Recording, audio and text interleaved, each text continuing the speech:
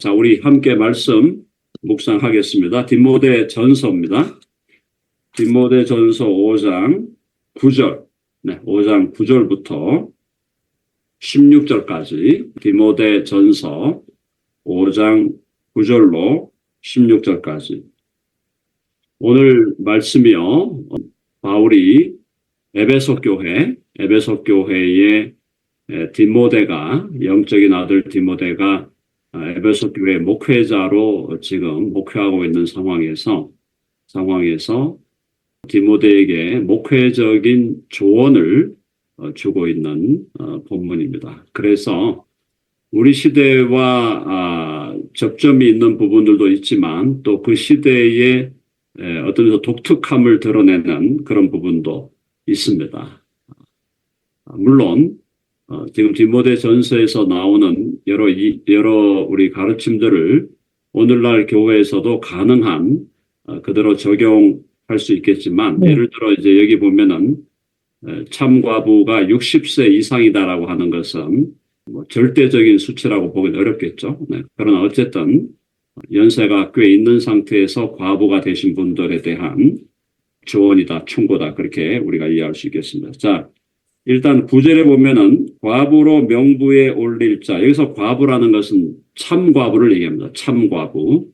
참과부라는 것은 교회가 인정할 수 있는, 교회가 인정하고 또 존경할 수 있는 과부로서, 과부이지만 또 연세가 있고 또 그 지혜와 그 경륜에 있어서 전체 교회가 정말 존경하고 따를 만한 그런 과부를 의미합니다. 이게 단순한 과부가 아니에요. 여기서 말하는 이 과부는 교회에서 모든 교회가 함께 존경하며 또 따를 수 있는 그런 지혜자, 성숙한 그런 과부를 얘기하는 겁니다. 그래서 과부로 명부에 올릴 자는 나이가 60이 덜 되지 아니하고, 그러니까 60이 넘어야 된다라는 그런 기준을 제시하고 있습니다. 근데 이제 오늘 21세기를 살아가면서 1세기에 60이라는 것이 오늘 21세기에도 60이다. 뭐 그렇게 그대로 그냥 60으로 받아도 큰 문제는 없습니다. 하나님 말씀에도 60으로 되어 있으니까.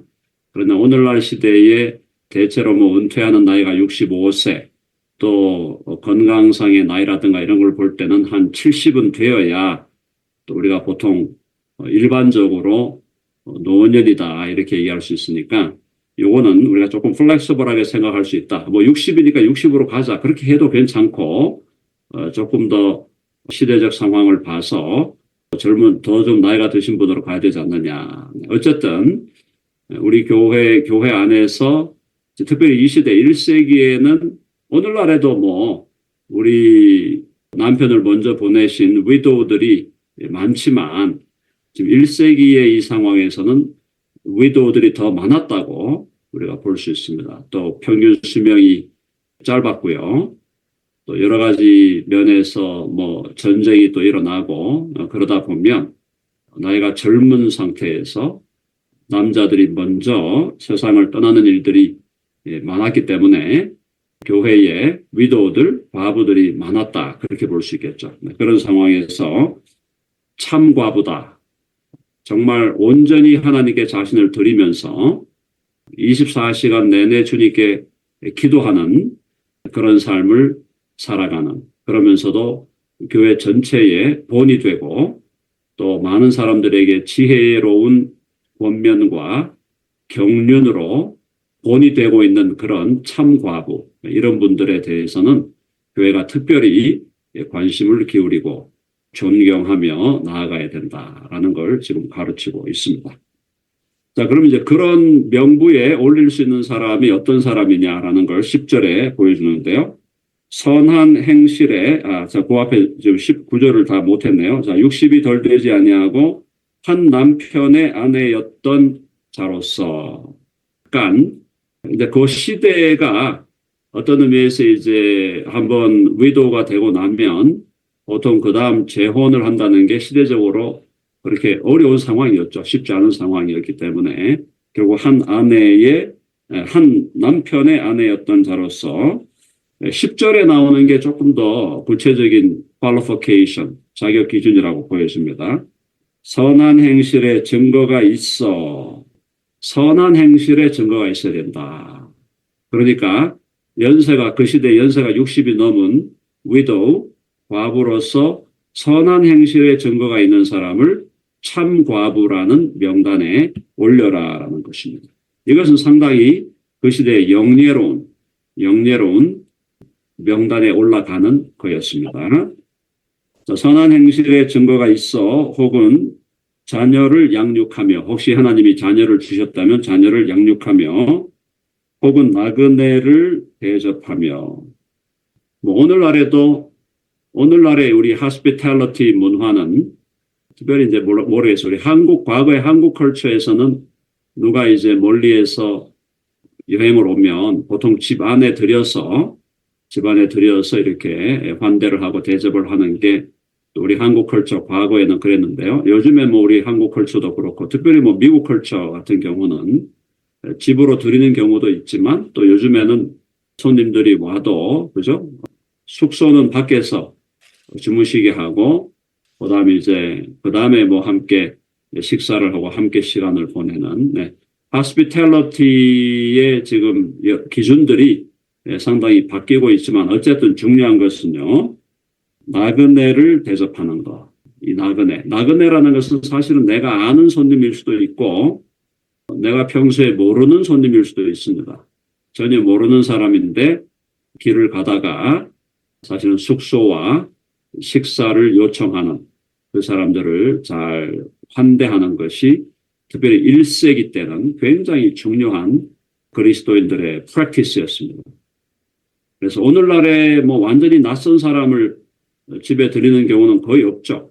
아니면 간접적으로 누가 부탁을 하니까 그분의 부탁을 받아서 집에 손님을 들이는 경우는 있겠지만 완전히 초면인 사람을 집으로 들인다. 이거는 거의 힘든 그런 상황인데 어쨌든 이 참과부로서 교회가 존경할 수 있는 여자 어른, 그렇죠? 그런 개념인데요. 그런 분들은 선한 행실의 증거가 있으면서 또 나그네를 대접하며 혹은 성도들의 발을 씻으며 발을 씻는다. 여러분 이 1세기에 발을 씻는다는 것은 집을 방문하는 사람들에 대한 환대였죠. 집을 방문하는 자들에 대한 환대였다. 그래서 이거 역시 지금 hospitality와 연결된 겁니다. 발을 씻는다. 이걸 조금 더 확대하면은 그 성도들의 어려움을 잘 돌보는 그런 일이 되겠죠. 그렇죠? 거기에 이제 뒤에 보면 혹은 환난 당한 자들을 구제하는 것, 발을 씻는 것과 구제하는 것, 이것이 연결된다고 볼 수 있습니다. 발을 씻는다는 것은 케어한다, 돌본다는 개념이 강하겠고요. 그다음에 환난 당한 자들을 구제한다. 환난 당한 자들은 구제한다. 특별히 이제 이 환난이라는 것은 직접적인 먹을 것이 없다든가 또 입을 것이 없다든가 아니면 아예 거주지가 없다든가 이런 경우에 의식주의 문제, 그 문제를 사실은 해결하는 데 도움을 주는 것이죠. 혹은 모든 선한 일을 행한 자라야 할 것이요. 모든 선한 일. 그래서 이 모든 선한 일을 하면은 모든 게 다 포함되는데 제가 여러분들에게 자주 말씀을 드렸죠. 선한 일이라는 것은 나누는 것이라 그랬습니다. 나누는 것인데 뭘 나누라 그랬습니까? life를 나누라. labor를 나누고요. 육체적인 힘을 나누어 줘야 됩니다. influence, 영향력이나 network를 나누어야 되고요. finance, 물질을 나누고 expertise, 전문적인 지식이나 기술을 나누고 그 다음에 life and love, 사랑을 나누고 그 다음에 gospel, 복음을 나누는 것. 이게 사실은 선한 일의 총체죠. 선한 일의 총체인데 그런 일에 있어서 모범이 되는 다른 우리 교우들에게 본이 되는 그런 분을 참과부의 리스트로 올려라 라고 바울이 디모데에게 권면하고 있습니다. 자, 젊은 과부들에 대해서 약간 네거티브한 느낌을 좀 주고 있는데요. 자, 우리 11절. 그러니까 이게 조금 느낌이요. 젊어서 남편을 잃었다. 이런 경우가 특별히 고대 세계에는 많았다고 봐야 됩니다. 젊어서 남편을 잃은 경우, 그런 위도가 되는 경우가 많은데, 젊은 과부들에 대해서는 약간 지금 이 본문의 느낌이 재혼에 대해서 약간 느낌이, 그죠? 부정적인 듯한 인상을 지금 주고 있어요. 자, 그런데 이 본문을 우리가 조금 잘 이해할 필요가 있습니다. 자, 젊은 과부는 올리지 말지니 참과부의 명단에 올리지 마라. 그렇죠? 연세가 60 이상이 돼야 되니까요. 그러니까 어느 정도 인생의 경륜과 인생의 경험과 인생을 통해 쌓은 지혜와 또 믿음의 성숙도를 보라고 하는 것입니다. 젊은 과부는 올리지 말지니 이는 정욕으로 그리스도를 배반할 때, 이 배반이라는 단어가 조금 번역이 강하게 된 번역입니다. 배반한다기보다는 조금 이제 우리가 좀 쉽게 말을 하자면 외로움을 못 이긴다 이런 말이에요. 젊은 과부로서 외로움을 이기지 못하여 이런 뜻입니다. 그래서 정욕으로 그리스도를 배반한다. 이게 뭐 신앙을 저버린다 이런 의미가 아니고 주님을 향한 어떤 신앙은 있지만 그 신앙이 있지만 그럼에도 불구하고 외로움이 있고 또 안타까움이 있기 때문에 재혼을 하려고 하는 그런 상황, 약간 그런 느낌으로 지금 보는 게 좋겠고요. 이게 젊은 과부라고 모든 젊은 과부를 다 싸잡아서 네거티브하게 보는 그런 느낌은 아닙니다. 네, 그걸 그렇게 이해하시면 안 되고 일부 젊은 과부들 중에 주님께 대한 헌신보다는 좀 이제 인간적인 외로움 이런 것들로 인해서 사실은 다시 재혼하려고 하는 경우가 있다. 뭐 그걸 뭐 근원적으로 거부한다 그런 느낌은 아니고요. 그렇게 할 수 있지만 그렇다면 이제 그런 분들은 벌써 나이도 좀 어리고 그 다음에 또 큰 틀에서 주님을 향한 헌신에 있어서 모범이 되지 않는다고 보여지기 때문에 이제 그런 분들은 참과부의 리스트에 올리지 말아라 이렇게 말씀하고 있습니다. 결국 여기서 주고자 하는 교훈은 특별히 이제 연세가 드셔서 위도가 되셨을 때 그때 정말 주님께 대한 헌신, 주님께 대한 헌신과 거기 보면 우리 5장 5절을 한번 보십시오.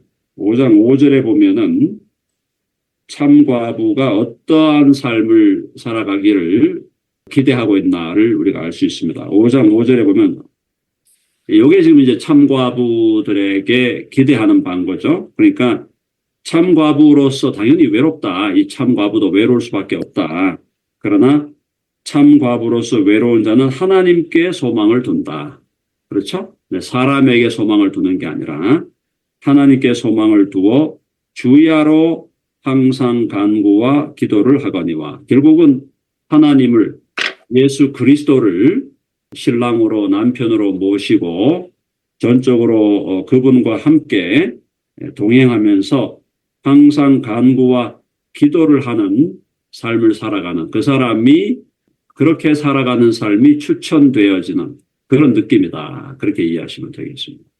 그래서 원천적으로 그러면 예수 그리스도를 믿는 사람이 예를 들어서 남편을 먼저 보냈다. 이제 홀로 되었다. 그러면 재혼을 하지 말라는 거냐? 그건 아닙니다. 그걸 뭐 원천적으로 금하는 건 아니고요.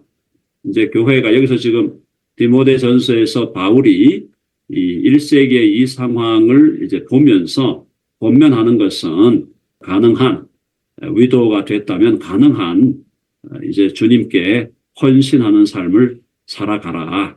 그렇게 지금 그쪽으로 지금 권면을 하고 있는 것이죠. 자, 그래서 지금 그리스도를 배반할 때에 시집가고자 한다. 요거는 아까 말씀드렸죠. 신앙을 완전히 저버렸다기보다는 결국은 인간적인 외로움으로 인하여 또 인간적인 또 우리 거시기함으로 인하여 재혼을 선택하는 사람이 있을 수 있다라는 겁니다. 12절에 보니까 처음 믿음을 저버렸으므로 정죄를 받느니라. 네. 요런 경우, 요건 이제 굉장히 강한 말씀인데, 결국 그건 뭐냐면, 남편과 재혼을 하면서 정말 인간적인 외로움과 또 연약함으로 재혼을 했지만, 이 재혼을 한 것으로 인해서 결국은 점진적으로 주님 앞에 그들의 믿음을 잃어버리는 사람도 나올 수 있다라는 걸 지금 얘기하고 있습니다. 그러니까 이걸 너무 generalize, 일반화시켜가지고 젊은 나이에 뭐 재혼하면은 그거는 절대로 안 돼. 뭐 이런 식의 지금 해석보다는 그렇게 갈 수 있는 가능성이 있기 때문에 그런 부분들에 대해서 열어놓고 해석해라. 사실 이제 오늘날 이 본문을 해석하는 해석자들에 따라서는 이런 상황은 에베소 교회에 국한된 상황이다라고 해석하는 학자들도 많아요. 그러니까 이걸 전체 교회에 다 일반화시키지 말고 이 디모데가 목회하는 에베소 교회의 그 시대의 그냥 상황이었다 이렇게 보는 분들도 있는데 그것도 좀 지나친 해석이라고 저는 보여집니다. 그러니까 전체적인 일반적인 원리를 또 보여주면서도 지금 그 에베소 교회의 상황도 여기에 반영이 되어 있다 이렇게 우리가 보는 게 좋겠습니다.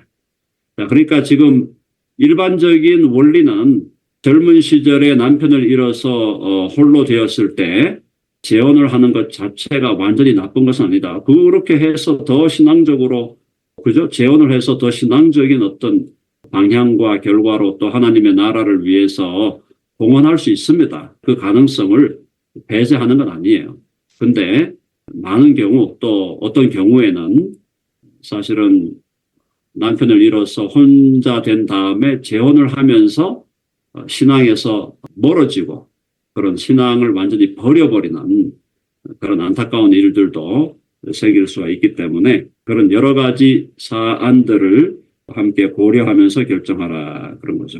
자, 그래서 이 에베소 교회에 있는 일부 이 젊은 과부들 중에 이런 분들이 있었어요. 자, 보니까 13절에 보니까 또 그들은 게으름을 익혀 집집으로 돌아다니고 게으를 뿐 아니라 쓸데없는 말을 하며 일을 만들어 마땅히 아니할 말을 하나니 이런 사람들이 있었다는 거예요. 지금 에베소 교회에 이런 그 덕이 되지 않는 자매들이 있었다라는 겁니다. 그래서 이런 삶을 살아서는 안 된다. 그러니까 결국은 기본적으로 결혼을 해서 남편과 함께 살 때도 마찬가지고 혹시 남편이 먼저 세상을 떴을 때도 특별히 우리 자매들 중에 믿음의 사람들은 신앙을 더욱더 견고하게 세워가는 결정을 해야 된다. 혼자 사는 것도 신앙적 결정이어야 되고 혹시 재혼을 하게 되더라도 이 재혼이 나에게 신앙적으로 내게 정말 유익하고 나를 영적으로 더 성숙하게 하고 나로 하여금 더 믿음의 전사로 살아낼 수 있게 할 것이다라는 그런 관점에서 선택을 하라. 그런 원리를 우리들에게 보여준다라고 말씀할 수 있겠습니다. 자, 14절 다 같이 읽어봅니다. 14절 시작. 그러므로 젊은이는 시집을 가서 아이를 낳고 집을 다스리고 대적에게 배병할 기회를 조금도 주지 말기를 원하노라. 네, 상당히 이제 특별히 이제 이런 부분에서 대적자들에게 비방할 기회를 준다. 대적에게 비방할 기회를 준다는 것은 결국 뭐냐? 우리 믿음의 사람들이 모든 면에서 거룩하고 또 정결한 삶을 추구해야 되는데 특별히 우리 젊은 여성들에게는 결혼을 하는 것 그리고 아이를 낳는 것 그리고 집을 다스린다. 이 다스린다는 매니지한다는 의미죠.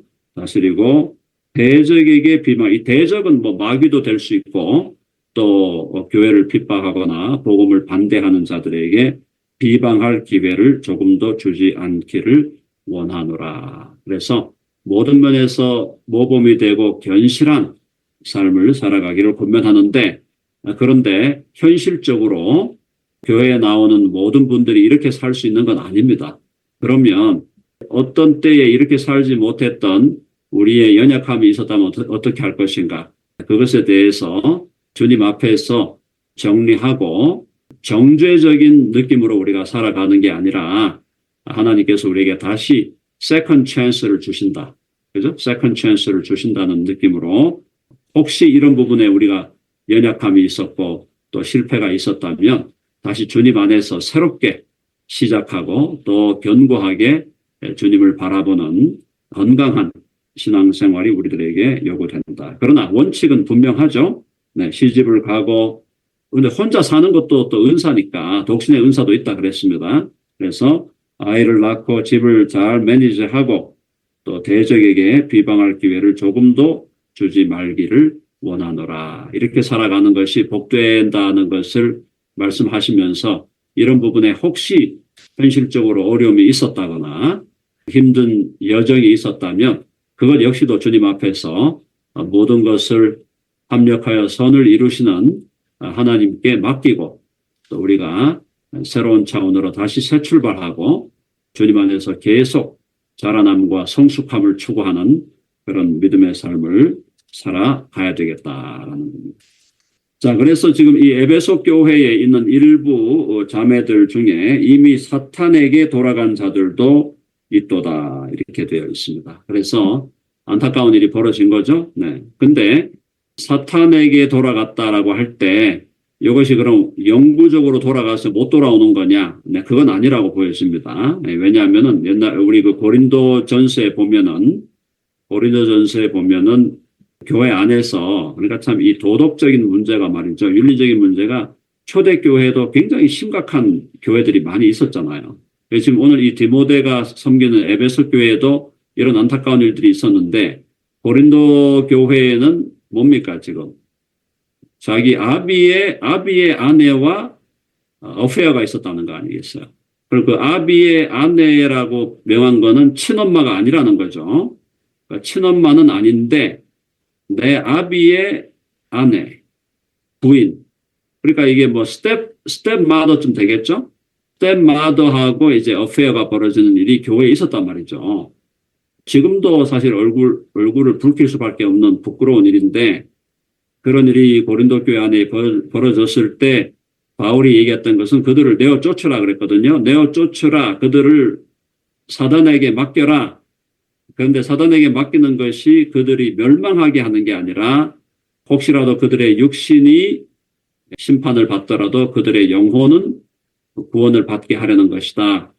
그러니까 교회에서 쫓아내는 것 자체가 교회에서 번징을 행하는 것이 그들이 멸망받아 지옥 가게 하려는 것이라기보다는 그들이 결국에는 육신적인 그 연약함으로 인하여 하나님의 심판을 이 시간 속에서 하나님의 심판을 받는다 하더라도 영원한 의미에서는 그래도 그들이 구원받기를 원한다. 그래서 징계의 차원에서 회복을 위한 징계의 차원에서 사탄에게 맡겨라. 그게 고린도전서의 내용이거든요. 그러니까 그것과 이걸 만약에 연결한다면 이 에베소 교회에서 지금 젊은 과부들로서 좀 방황하는 이 자매들에 대해서 교회적 징계의 차원에서 그들을 사탄에게 맡겨 놓는 시간이 일부의 시간이 필요하다. 그러나 이 뒤에 있는 느낌은 그들이 완전히 징계받아 지옥에 떨어지게 하려는 것이 아니라 그들도 그 징계를 받아서 결국엔 주께로 돌아오게 하려는 그 마음이 들어있는 것이다 라는 걸 여러분이 깔고 이 본문을 이해해야 본문에서 오해가 없어진다 이렇게 보여집니다. 그래서 여러분 이제 성경을 해석할 때 성경 해석이 제가 여러분들에게 해석을 해서 이렇게 소개를 드리지만은 아마 때때로는 해석하는 게 좀 쉽지 않구나 하는 걸 느끼실 수 있을 거예요. 그래서 그런 부분도 있다. 성경의 어떤 부분은 좀 해석이 어렵고 까다로운 부분이 있습니다. 그게 없다는 건 아니에요. 네, 그렇다 하더라도 성경 전체가 우리들에게 말씀하고자 하는 우리 기독교의 본질과 복음의 본질에 대해서는 성경은 분명히 명료하게 우리들에게 가르치고 있다. 그게 성경의 명료성이죠. 명료성. 특별히 구원의 진리와 삼위일체와 예수 그리스도의 신인성과 그분의 대속의 죽으심과 부활과 재림과 또 오직 믿음으로 오직 은혜로 오직 그리스도 안에서 구원받는다는 절대 은혜와 믿음과 그리스도로 말미암은 구원이라는 그 진리에 있어서는 성경은 너무나 명료하게 말씀하고 있다는 걸 여러분 기억하시고 때때로 부분적으로 해석이 또 어렵거나 까다로운 부분이 있다는 것은 우리가 인정을 하고 넘어가야 될 것입니다. 자, 16절. 만일 믿는 여자에게 과부 친척이 있거든 자기가 도와주고 요게 원칙이라는 거죠. 네. 친척이 과부가 있다면 우리 그 친척들 안에서 해결해라. 그걸 권면하는 겁니다. 도와주고 교회가 짐지지 않게 하라. 짐지지 않게 하라. 이는 참 과부를 도와주게 하려 합니다. 그래서 믿는 여자, 믿음의 사람들에게 과부 친척이 있거든 자기가 도와줘라. 그런 분들은 여기 과부는 참 과부가 아니에요. 연세가 많으시면서 교회에 덕을 끼치는 그 과부가 아니라 일반적인 과부입니다. 그들에 대해서는 너희가 책임을 져라. 그런데 교회 안에 참 과부들은 교회가 좀 책임을 져라. 그 맥락을 지금 말씀해 주고 있습니다. 오늘 이 본문을 통해서 우리가 원리적으로 다시 정리해야 될 것은 특별히 이제 굉장히 좀 구체적인 이 사안이잖아요. 남편이 먼저 간 widow, 과부가 됐고 과부 중에 젊은 과부와 또 나이가 드신 참 과부 이 두 개를 좀 구별하면서 하나님께서 우리들에게 지금 바울을 통해서 권면하는 바는 만약에 남편이 먼저 갔다면 정말 하나님께 더 끌어들면서 하나님께 더 헌신하고 하나님을 남편으로 그리스도를 남편으로 여기고 그렇게 살아라. 그게 이제 권면하는 건데 그것 자체가 그러면 아예 뭐 재혼을 하지 말라는 거냐? 그건 아니다. 재혼에 대한 결정도 할 수 있지만 그것이 또한 하나님 앞에서 나의 신앙을 강화하고 또 하나님의 나라를 세우고 하나님께 영광을 돌리는 방향으로 그러니까 원칙이 그렇다. 그러니까 결국은 하나님의 나라와 하나님의 영광과 또 하나님의 교회와 복음의 진보를 위한 선택을 하라는 것이고 교회가 특별히 연세가 높은 참 과부들은 교회가 관심을 가지고 또 필요한 부분들을 도와주고 그렇게 해서 교회가 잘 섬겨야 된다라는 걸 우리들에게 권면하고 있습니다. 네, 우리 기도하고 일단 오늘 말씀을 마치도록 하겠습니다.